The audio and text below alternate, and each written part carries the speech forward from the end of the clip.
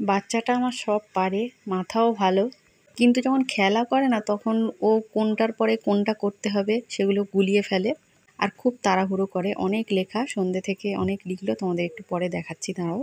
শুয়ে বসে সব রকমভাবেই পড়ছে। আর মাথার ওটা দেখো ওর পাপা বানিয়ে দিয়েছে। 7:30 থেকে তাইহানকে পড়াচ্ছিলাম, এখন বাজে 10:15। এত লিখলো। কালকে ইংলিশ লিটারেচার এক্সাম আছে। দেখো কোয়েশ্চেন তো সকালেই তৈরি করে রেখেছিলাম। কত লেখা না, শেষই হয় না।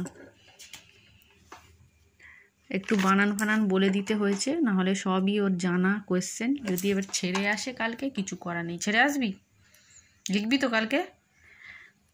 ও ইভিএস এর ট্রু ফলসটা পড়েনি, তারপরে আনস্ক্র্যাম্বল দেখতে পেয়েছে, ব্যাস ওটাই করেছে।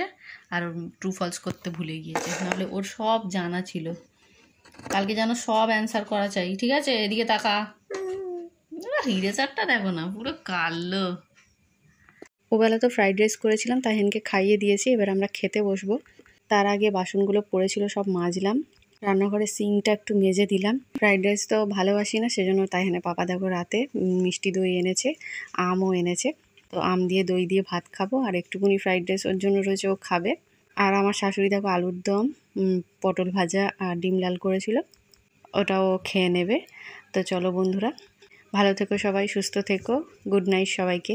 তোমরা বলো good night. Good night. Good night.